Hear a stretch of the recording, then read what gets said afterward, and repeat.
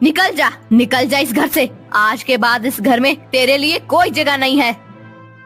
माँ जी, भगवान के लिए ऐसा मत कीजिए। मैं इस छोटी सी बच्ची को लेकर कहाँ जाऊंगी? वो सब मैं नहीं जानती, बस तू निकल जा।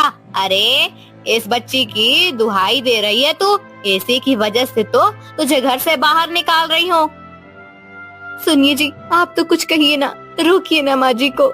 मैं कहाँ जाऊंगी इस घर को छोड़कर? मेरा तो आपके सिवा और कोई नहीं है। माँ सही कह रही है, एक के बाद एक बेटियां पैदा करती जा रही है तू। अरे मैंने तो सोचा था कि इस बार तुझे बेटा होगा, लेकिन नहीं, तू तो बेटियां ही पैदा कर रही है। मुझे बेटियां होती है, इसमें मेरी क्या गलती है? देखा बेटा, एक तो गलती करती है और ऊपर से जबान भी चला रही है। देख क्या रहा है, निकाल दे इसे इस घर से बाहर। केशव मधु का हाथ पकड़कर उसे घर से बाहर निकाल देता है। मधु की गोद में उसकी नवजात बेटी भी थी। दरअसल मधु को पहले 3 बेटियां थी। बेटे की चाह में उसके पति और सास मधु से चौथी बार बेटे की आस लगाए बैठे हुए थे, लेकिन इस बार भी उसने एक बेटी को जन्म दिया और उसे घर छोड़कर बाहर जाना पड़ा। मधु बहुत दूर तक चल कर आई थी, बहुत थक गई थी और प्यास के मारे उसका गला सूख रहा था। उसे दूर एक नदी दिखाई दी और वो नदी के पास आ गई। हे भगवान, तेरा बहुत बहुत आभार, कम से कम पानी तो दिखाई दिया। कितनी प्यास लगी है, मेरी बच्ची को भी भूख लगी है, लेकिन क्या करूं, मैंने ही कुछ खाया नहीं है तो इसे दूध कैसे पिलाऊं? बेटा, मैं अभी पानी पी कर आती हूँ, फिर हम थोड़ी और आगे चल जाते हैं। फिर मैं देखती हूँ खाने का कोई इंतजाम होता है क्या।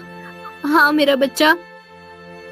ऐसा कहकर मधु बच्ची को नदी के किनारे पर रखकर खुद पानी पीने के लिए नदी के पानी में उतर जाती है, लेकिन थकान की वजह से वो फिसल जाती है और पानी की तेज बहाव में बह जाती है। बच्ची बहुत रो रही होती है। नदी के पास ही एक जंगल था। कुछ देर के बाद जंगल से कुछ हिरनें पानी पीने के लिए नदी पर आती हैं। वहाँ उस नवजात बच्ची को देखकर, अरे कितनी छोटी बच्ची है ये, इसे ऐसे कौन छोड़कर गया होगा इसे? माया बहन, लगता है कि ये बेटी है, इस कारण से कोई इसे छोड़ कर गया होगा। सुना है कि कुछ इंसान सिर्फ बेटे की चाह करते हैं। अगर उनके घर में लड़की ने जन्म लिया तो वो इसे ऐसे ही कहीं सुनसान जगह पर छोड़ कर जाते हैं। कितने निर्दय होते हैं ऐसे इंसान। कोई अपने ही बच्चे को ऐसे मरने के लिए कैसे छोड़ सकता है? और माँ जन्म देने वाली माँ का दिल नहीं दुखता? हिरन माया को उस बच्ची को देखकर बहुत दुख होता है। फिर काया छाया, मैं सोच रही हूँ कि हम इसे अपने साथ अपने जंगल में ले जाते हैं। इसे यहाँ ऐसे छोड़ना इस बच्ची के लिए सुरक्षित नहीं है। लेकिन माया दीदी, हम इसे अपने साथ कैसे रखेंगे? हमारे ही रोज के खाने पीने का ठिकाना नहीं होता, इसे क्या हम खिलाएंगे? छाया सही बोल रही है बहन, हम तो पेड़ के पत्ते हरी घास खाकर गुजारा करते हैं, लेकिन इसे तो दूध पीने की जरूरत है, वो हम इसे कहाँ से देंगे? वो सब बाद में देखेंगे, सबसे पहले इसे यहाँ से ले जाना ज्यादा जरूरी है। हिरन माया बाकी 2 हिरणों के साथ बच्चे को लेकर जंगल में चली जाती है। जंगल में जाने के बाद छाया, कुछ दिनों पहले मिट्टी हथनी ने एक बच्चे को जन्म दिया है। हम इस बच्ची को उसका दूध पिला सकते हैं। लेकिन इंसान के बच्चे के लिए हथनी का दूध? वो एक माँ का दूध है छाया, बच्चे के लिए तो अमृत होता है। हिरन माया के कहने पर बच्ची को मिंटी हथनी का दूध पिलाया जाता है। धीरे धीरे बच्ची बड़ी होने लगती है। मिंटी हथनी और उसका बाकी हाथी परिवार भी अब बच्ची को अपना मानने लगा था। एक दिन हमें अब इस बच्ची का कुछ नाम रखना चाहिए। हाँ, कब तक हम इसे बच्ची बच्ची कहें? इसकी आंखें बिल्कुल हमारे जैसी हैं। मुझे लगता है कि हम इसका नाम मुर्गाछी रखें। हाँ, बहुत अच्छा नाम है। उस दिन के बाद सब बच्ची को मुर्गाछी कहकर बुलाने लगते हैं। एक दिन जंगल का राजा शेर हिरन की गुफा के पास आता है। उसे इंसान की गंध आती है। फिर यहीं से आ रही है सुगंध। हाँ, यहाँ एक बच्ची है, इसे खाकर मजा आ जाएगा। शेर मृगाक्षी की तरफ बढ़ने लगता है। तब सभी हिरनें उसके सामने आती हैं। वनराज, इस बच्ची को छोड़ दीजिए, इसे खाने का विचार अपने मन से निकाल दीजिए। तुम कौन होती हो मुझे ये बताने वाली? वनराज, ये मेरी बेटी जैसी है, मैंने इसे पाला है, ये बहुत छोटी है, चाहो तो आप मुझे खा लो, लेकिन इस बच्ची को नहीं। नहीं, तुम सब जानवरों का मांस बहुत खा चुका हूँ। इस इंसान की गंध मुझे इसे खाने पर विवश कर रही है। लेकिन हाँ, तुम्हारी बात भी सही है, ये अभी बहुत छोटी है। शेर वापस चला जाता है। हिरन को लगता है कि उसके कहने पर शेर ने अपना दयालुपन दिखाया है। 5 साल बीत जाते हैं। सभी हिरनें खाने की तलाश में कहीं गई हुई थी।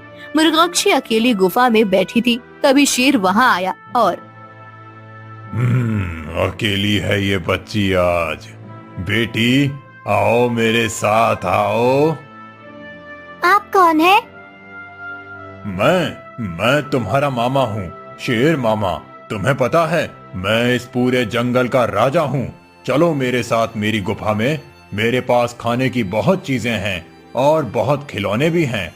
तुम्हें खेलना है? हाँ मामा जी, मुझे खेलना है। तो चलो, जब माया वापस आएगी तब मैं तुम्हें वापस छोड़ दूंगा। शेर की बात सुनकर मृगाक्षी उसके साथ चली जाती है। कुछ देर के बाद जब हिरन वापस आती है तब उसे मृगाक्षी कहीं नहीं दिखती। सभी हिरनें मृगाक्षी को जंगल में ढूंढते हुए शेर के गुफा के पास आकर पहुंचती हैं। वो देखती हैं कि शेर मृगाक्षी के साथ खेल रहा था। उसके चेहरे के भाव देखकर माया समझ गई कि शेर इसे बहाने से लेकर आया है और इसे खाने वाला है।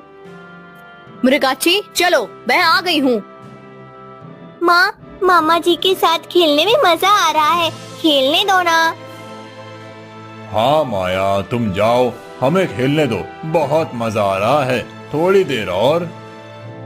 मैं समझ गई हूँ वनराज, आप इसे क्यों यहाँ लेकर आए हैं।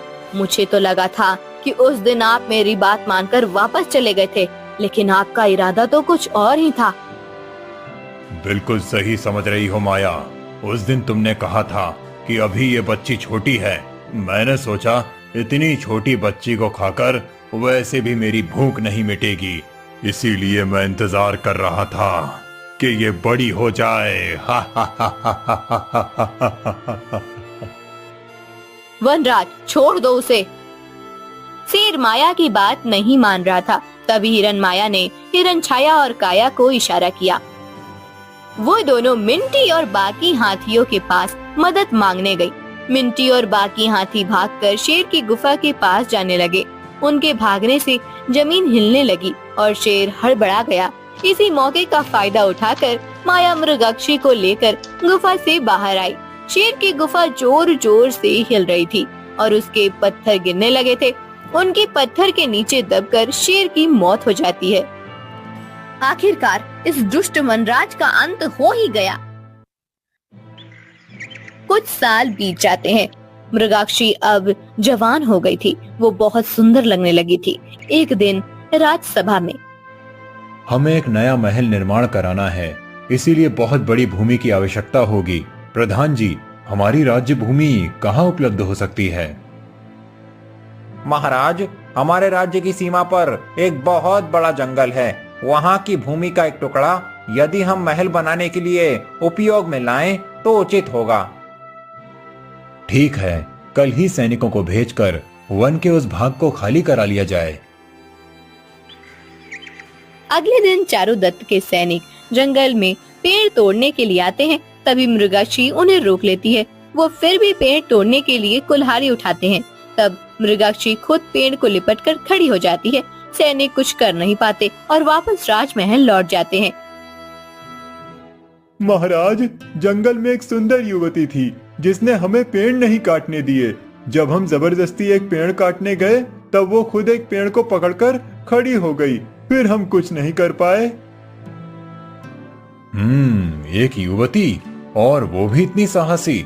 सेनापति ध्रुव, आप जाकर इस विषय में ज्यादा जानकारी प्राप्त कीजिए कि वो युवती कौन है और क्या चाहती है? सेनापति ध्रुव महाराज का आदेश लेकर जंगल की ओर रवाना हो जाते हैं, लेकिन वो सेनापति का नहीं बल्कि एक सामान्य मनुष्य का भेष धारण करके जाते हैं। वो देखते हैं कि मृगाक्षी पेड़ पर बैठी हुई थी और वो बहुत मायूस थी। उसकी सुंदरता देखकर ध्रुव मोहित हो जाते हैं। मृगाक्षी के आसपास बाकी जानवर भी होते हैं। फिर तुम कौन हो कन्या, और इतने सारे प्राणियों के बीच तुम्हें भय नहीं लगता? मैं मृगाक्षी हूँ और ये सभी मेरे परिवारजन है। ये जंगल ही मेरा घर है, मुझे किससे भय? क्या ये जंगल तुम्हारा घर है? हाँ, लेकिन आप कौन हैं और मुझसे ये सब क्यों पूछ रहे हैं? मैं तो एक यात्री हूँ, आगे के राज्य में जा रहा हूँ। विश्राम करने के लिए रुक गया था। तुम्हें इन सभी जानवरों के बीच देखा तो मुझे लगा कदाचित तुम्हें सहायता की आवश्यकता होगी, इसीलिए चला आया। यहाँ मुझे किसी की सहायता की जरूरत नहीं है। मैंने अभी किसी राजा के कुछ सिपाहियों को वापस भेजा है। वो यहाँ हमारे ये पेड़ काटने आए थे। हाँ, मैंने भी सुना है महाराज चारुदत्त को एक नया राजभवन बनाना है। हाँ, तो वो बनाए राजभवन, लेकिन यहाँ क्यों? ये जंगल तोड़कर क्यों बनाना है उन्हें राजभवन? कहीं और भी तो बना सकते हैं। उन्हें पता नहीं है कि एक पेड़ को काटना 100 हत्याओं के बराबर होता है। वो क्यों इतना बड़ा पाप अपने सर पर ले रहे हैं? वाह, ये सारी शास्त्र की बातें तुमने कहाँ पढ़ी हैं? मैंने पढ़ी नहीं है, लेकिन यहाँ कई साधु और योगी आकर ध्यान करते हैं, प्राणायाम करते हैं। उनसे ही मैंने ये सुना है। मुझे तो लगता है कि किसी को महाराज को ये बात जाकर बताने की जरूरत है। ध्रुव पहले ही मृगाक्षी के सौंदर्य पर मोहित हो गया था। अब उसकी बातें सुनकर उसे मृगाक्षी से और भी प्रेम हो जाता है। वो चारुदत्त के पास आकर उन्हें समझाता है कि जंगल काटना उचित नहीं है। चारुदत्त को भी ध्रुव की बात उचित लगती है। ध्रुव अब रोज मृगाक्षी से मिलने आता है। दिन बीतते हैं और मृगाक्षी को भी ध्रुव से प्यार हो जाता है। एक दिन एक बहुत बड़ा अजगर हिरण माया को पकड़ लेता है और उसे निगलने लगता है। ये देखकर मृगाक्षी उस अजगर पर पत्थर मारने लगती है, लेकिन अजगर टस से मस नहीं होता। मृगाक्षी को लगता है कि अब उसकी माया नहीं बचेगी। तभी ध्रुव वहाँ आकर अपने धनुष से बाण छोड़ता है और उस अजगर को मार डालता है। मृगाक्षी माया को अजगर के मुंह से बाहर निकालती है। कौन हो तुम? तुम कोई सामान्य इंसान नहीं हो सकते। तुमने इतना सही निशाना कैसे साधा? अब तुम्हें क्या सत्य बताना ही पड़ेगा। मैं महाराज चारुदत्त का सेनापति ध्रुव हूँ। मैं तुम्हारे बारे में जानकारी प्राप्त करने आया था, क्योंकि तुमने उस दिन सैनिक को जंगल तोड़ने से मना किया था, लेकिन मुझे देखते ही तुमसे प्रेम हो गया। तुम मेरे बारे में कुछ गलत धारणा ना बनाओ, इसीलिए मैंने तुमसे सत्य छुपाए रखा। मृगाक्षी, मैं तुमसे विवाह करना चाहता हूँ। बेटी मृगाक्षी, ये लड़का सच में तुमसे बहुत प्यार करता है। तुम इसके साथ विवाह करके सुखी हो जाओ। लेकिन माँ, अगर मैं चली जाऊंगी तुम अकेली हो जाओगी। नहीं बेटा, मुझे तो खुशी है कि मेरी बेटी सुख में है। तुम कब तक ऐसे जंगल में भटकती रहोगी? जब मैंने तुम्हें पहली बार देखा था तब तू एक नवजात बच्ची थी। मैं तुम्हें तुम्हारी सुरक्षा के लिए अपने साथ जंगल में ले आई थी, लेकिन अब तुम बड़ी हो गई हो, अपना ख्याल खुद रख सकती हो और सेनापति जी जैसे योद्धा को अपने पति के रूप में पाकर तुम्हारा जीवन धन्य हो जाएगा। मृगाक्षी, तुम चाहो तो हम इस हिरण को अर्थात तुम्हारी माँ को अपने साथ ले जा सकते हैं। हमारे भवन के बाहर एक बड़ा बगीचा है, वहाँ पर ये सुख से रह सकती हैं। ध्रुव की बात सुनकर मृगाक्षी खुश हो जाती है। दोनों हिरण को साथ लेकर ध्रुव के घर में चले जाते हैं। वहाँ ध्रुव और मृगाक्षी का धूमधाम से विवाह हो जाता है। हिरण अब मृगाक्षी के साथ सुख और सुरक्षा से बाकी का जीवन व्यतीत करती है।